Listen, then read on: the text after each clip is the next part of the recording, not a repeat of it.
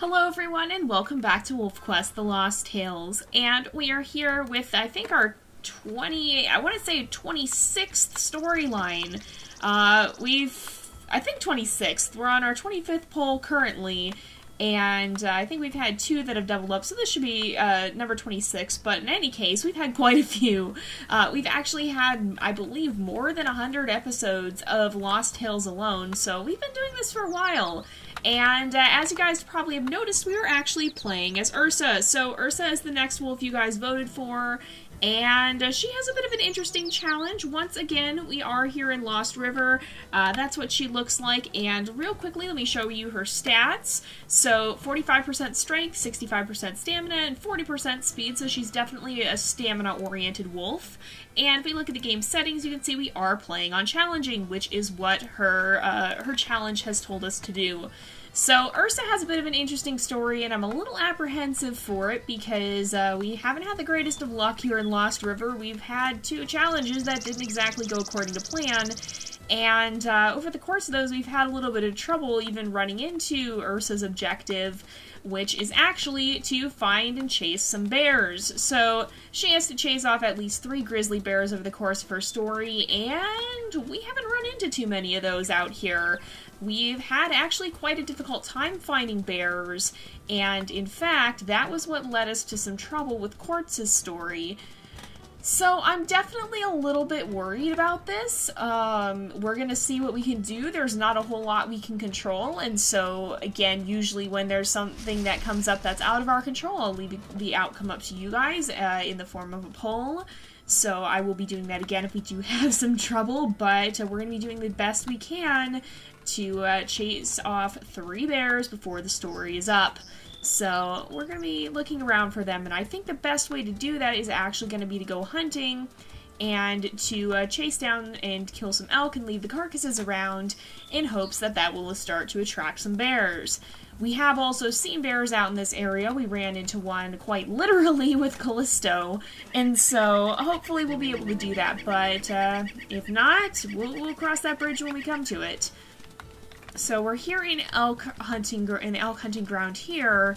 We're going to sniff around, we're going to do our best to find the Sentra, which it actually looks like it's right here. I think it's going this way, yeah. So they're right up here.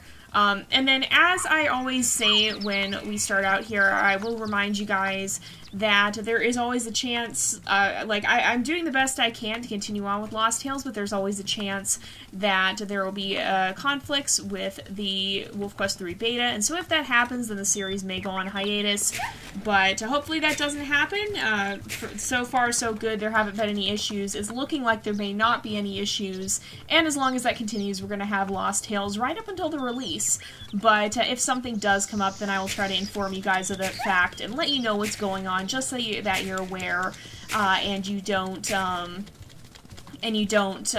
just, so that you're not just left in the dark. So I'll be making a community post about that if it ever comes to it, but hopefully it won't. I just want to make sure I state that every time we start a new set of episodes, a new chapter, I guess we should say.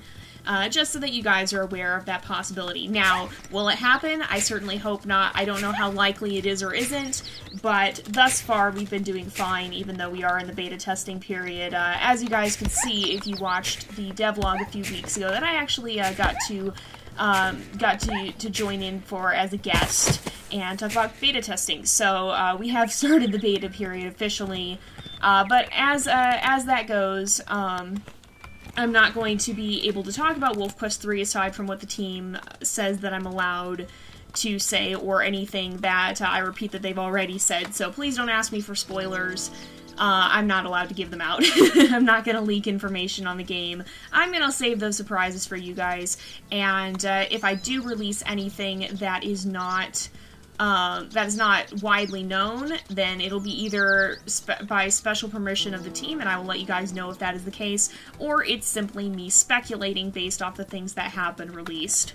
So don't take anything that I say that you guys haven't heard directly from the team as something that is for sure or anything, because it's all going to be speculation unless I specifically tell you guys it's not. Ah, here we go. Alright, we're gonna hunt down probably at least 3 elk. We're probably gonna end up spending a lot of time hunting this this playthrough, or this chapter, because if we don't, we're not probably gonna find too many bears. Sometimes they show up when carcasses spawn, but that can be a little unpredictable, and what's actually more likely, from my experience, has been that they'll show up to feed from carcasses that you've hunted.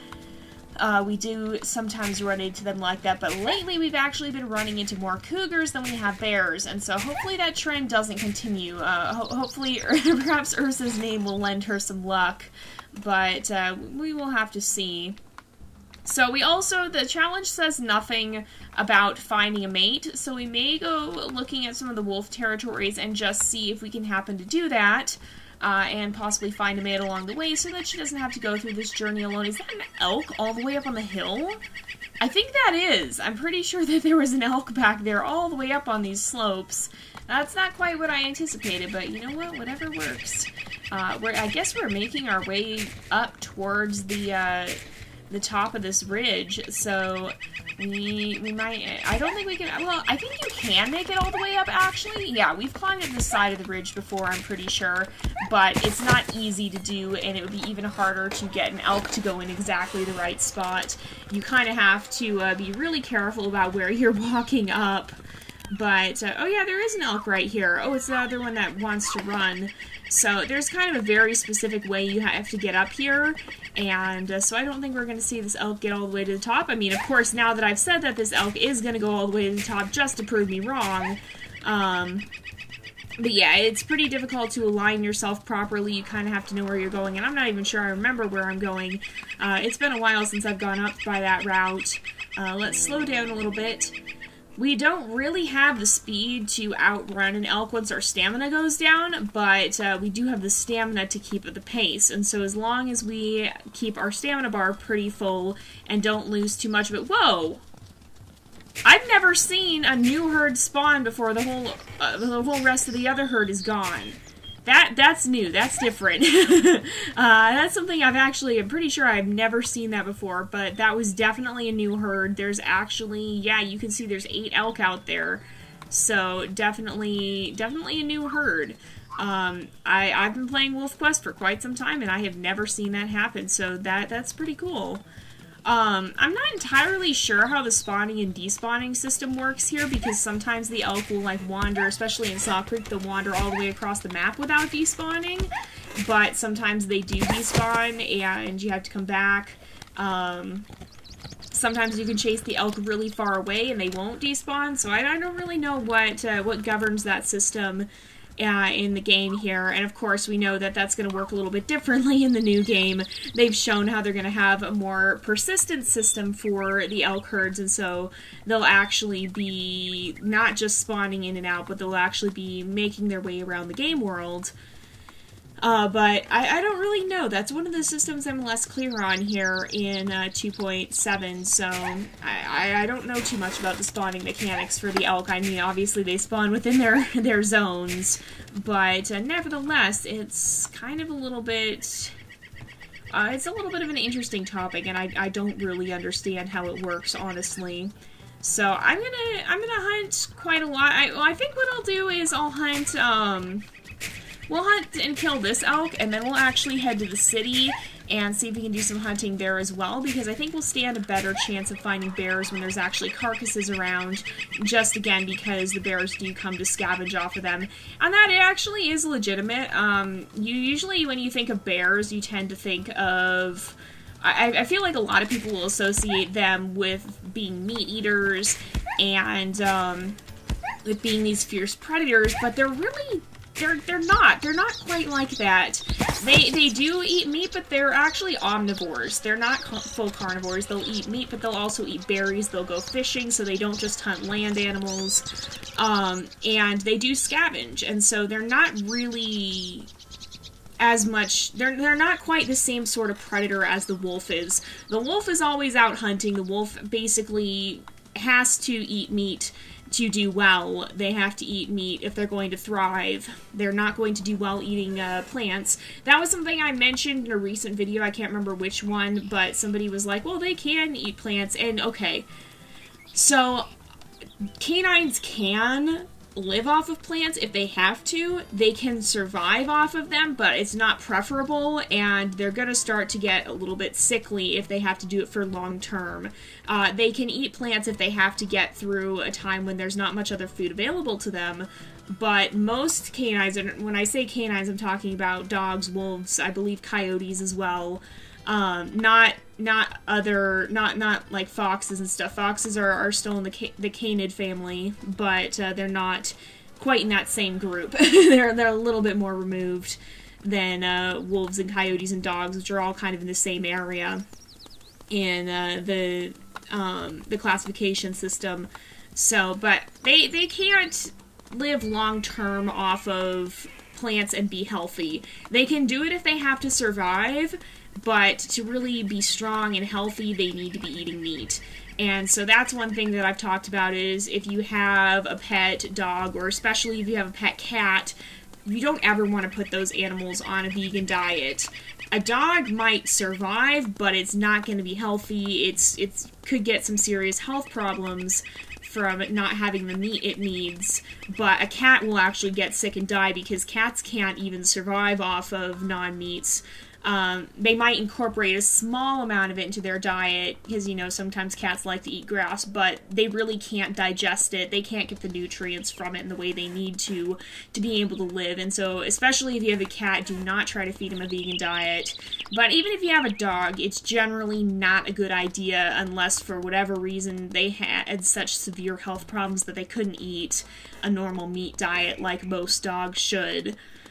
So, it's just not a good idea. There's a lot of health problems that can come from that. Humans are different. Humans are omnivores. Humans can go vegan and survive just fine.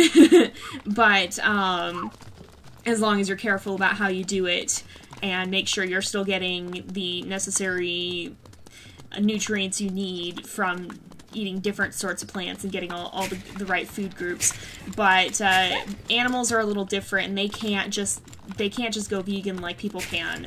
So there's nothing wrong with a human being vegan, but please, if you have a pet that eats meat, don't try to force it to be vegan. You're just going to make it sick, and it's not going to be good in the long run.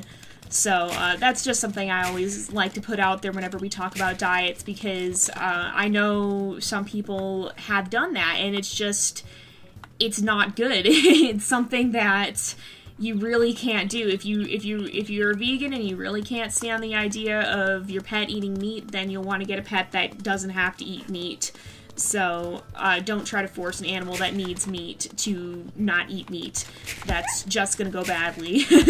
I think it was in Cat Tales that I was talking about that, but I did want to clarify that because somebody was like, well, dogs can eat non-meat material, and yeah, they can, but again, long-term, it's really not going to be the best for them. They can survive off of it, but again, they're not going to do as well as they could if they had a normal meat diet.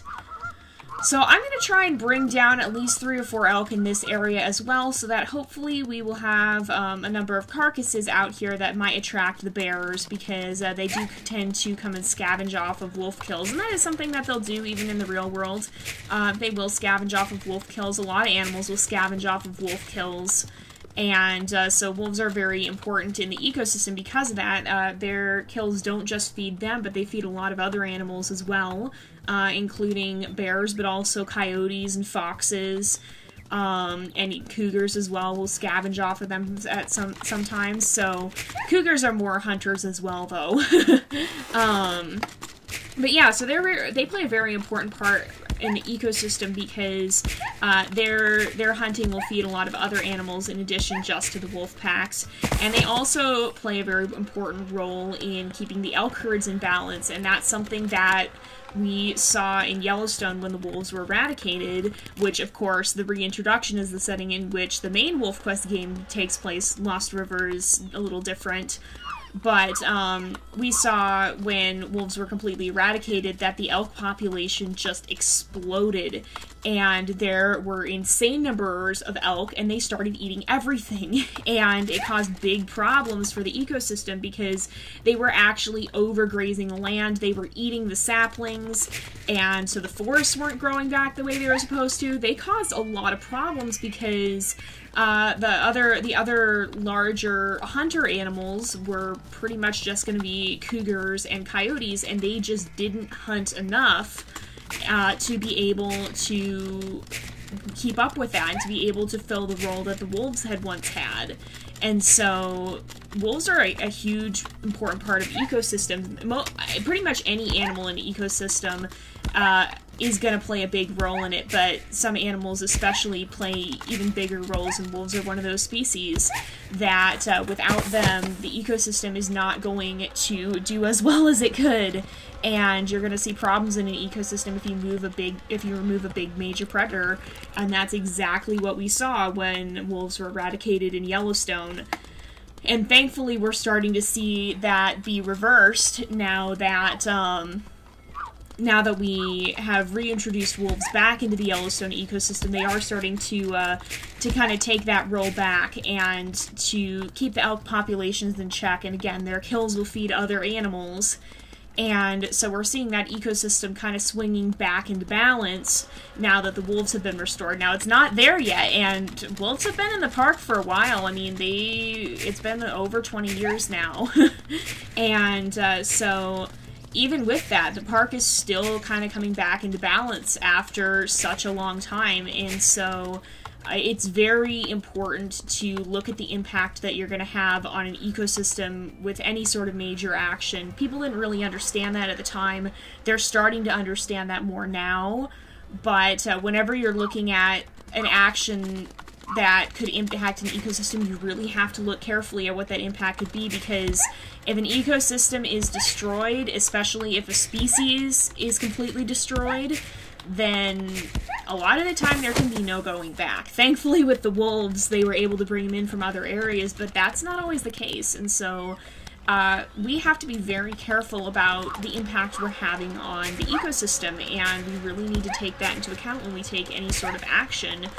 We need to make sure that it's not going to destroy an ecosystem, because if an ecosystem is destroyed, there might not be any getting it back.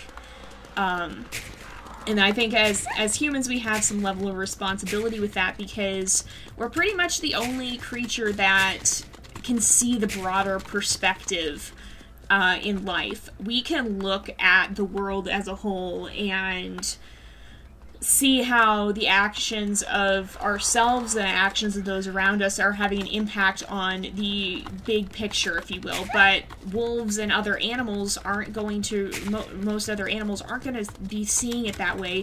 Humans are really the only ones that do look at the big picture. A wolf is going to look at what's good for its own survival, what's good for the survival of its pack. It's going to be living in the moment, going, I'm hungry, I need to hunt, or I'm thirsty, I need to go get a drink, or I have pups, I need to protect them. It's not going to be saying, okay, it's not going to be saying, so if I leave this area, then the animals here are going to suffer population imbalance, or I'm trying to make up a scenario. Wolves don't think the same way we do, so it's kind of hard.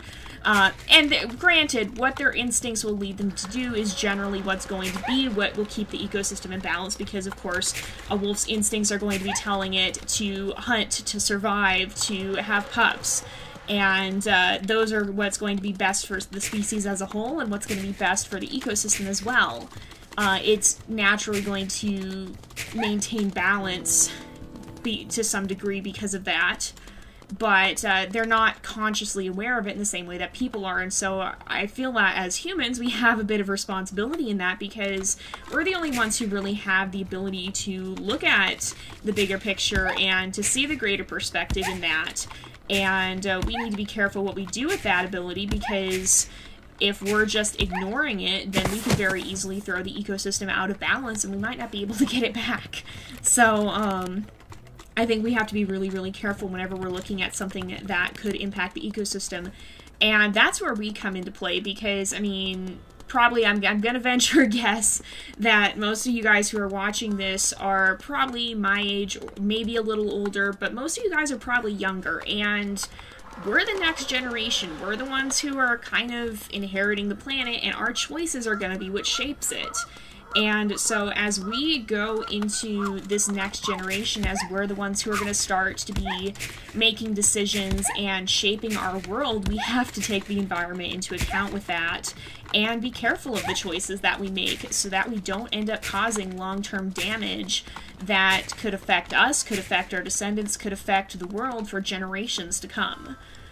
So I'm going to finish hunting down this elk. A little bit more of a serious talk there than I usually get into, but I think it's an important topic to cover and an important thing to be keeping in mind as we're looking at ourselves as the ones who will be kind of carrying on the future.